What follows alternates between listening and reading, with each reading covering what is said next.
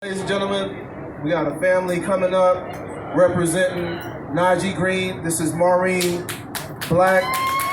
Last name? Lane Black, I'm sorry. Caught up in the emotions up here. But she's representing here for her nephew.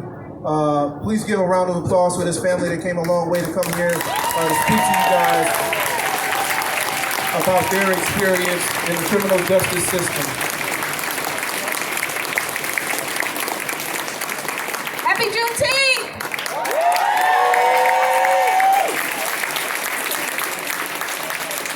My name is Maureen, and I used to be a resident of Ithaca, New York. I moved away for many reasons, one of which was so I would be able to succeed.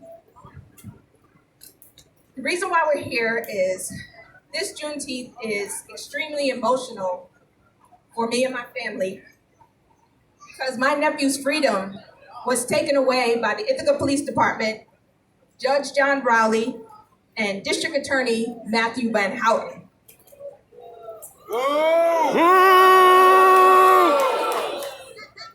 The unfortunate truth is my nephew is not alone. So many of us are incarcerated due to the biased criminal justice system, which is designed to re-enslave us using the slave patrollers that they call the police. This has to stop now.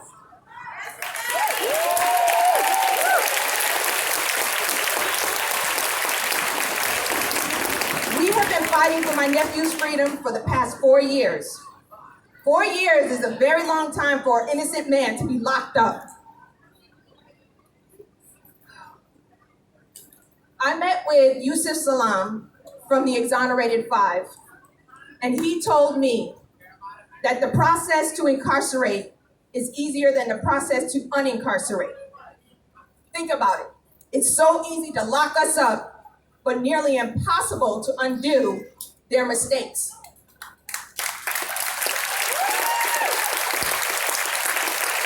It took Yusuf 12 years before he was free, and once he was free, he never received an apology. Not even a, my bad. Just like Najee's trial, they convicted these 5 young men based upon a coerced confession and no evidence.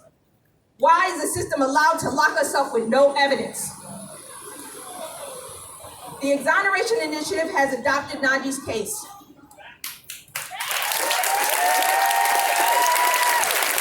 And here are some of the reasons why.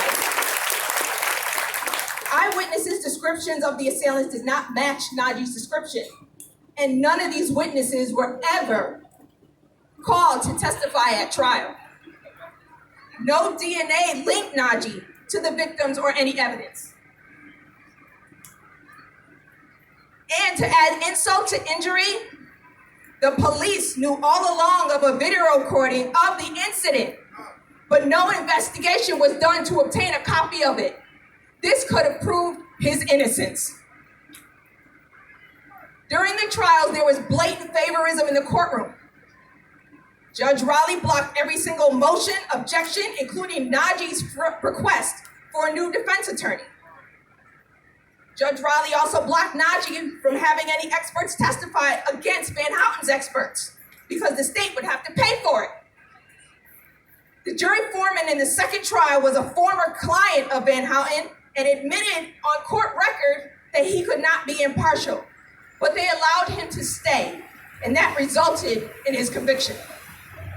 They all knew from the very beginning that they were never gonna let my nephew go free. My family wasn't aware of what the DA was hiding during the trials because the DA requested that Najee's file be confiscated. This was a violation of his legal right to know what evidence they had against him. But Judge Rowley allowed it. It wasn't until after the trials concluded that we obtained a copy of the file and worked with the appeals attorney on the 440 motion. This was the motion where Van Houten and Judge Rowley had a chance to retry the case, but denied it instead. Rather than addressing the issues, they punted the case to the appellate court. The reason why this information is so important to you is because when a case is transferred to the appellate court, only the evidence presented during the trials can be considered in that appeal. So anything they hid during the trials can be included. No evidence can be presented unless a 440 motion is filed and accepted. The only way an appeals court will ever consider a 440 motion is if they feel that the evidence that was omitted is important enough to include.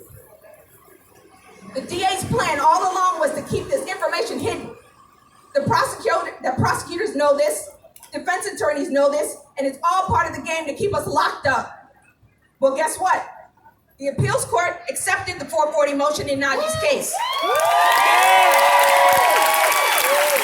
That means that the evidence they withheld was important enough to include. Van Houten has publicly stated that there was no misconduct by the police in my nephew's case. That assertion is completely false. Two of the officers directly involved in his case are currently under investigation for misconduct in other cases. Those officers lied, manipulated witnesses, and Van Houten endorsed this behavior. He continuously insists that his case is ironclad, even though he... Sorry. It's all right.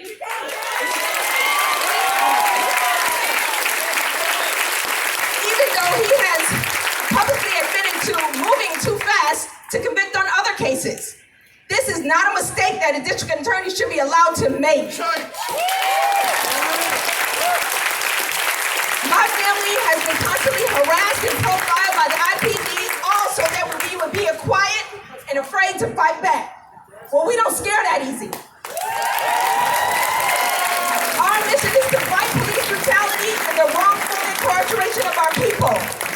Voting for prosecutors, judges, legislators, lawmakers, and other government officials, not just the president, is extremely important. This system was set up before our ancestors were even free. It wasn't designed to protect us, which is why we need to change it. We cannot expect change if we don't change those that have the power. We have to fight back, but we have to fight smart. Learn the game and then change the rules. And for those of you who want to support us in this struggle, remember this quote from Martin Luther King: "The ultimate measure of a man is not where he stands in moments of comfort, convenience, but where he stands at times of challenge and controversy. The true neighbor will risk his position, his prestige, and even his life for the welfare of others." And you can start by removing Matthew Van Houten as district attorney. Happy Juneteenth!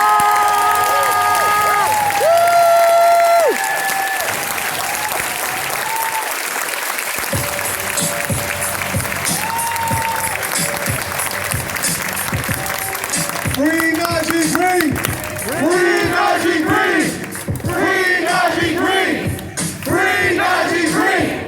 Free Nagee Green! Free Nagee Green! Free Nagee Green! Free Nagee Green! Free Nagee Green! Free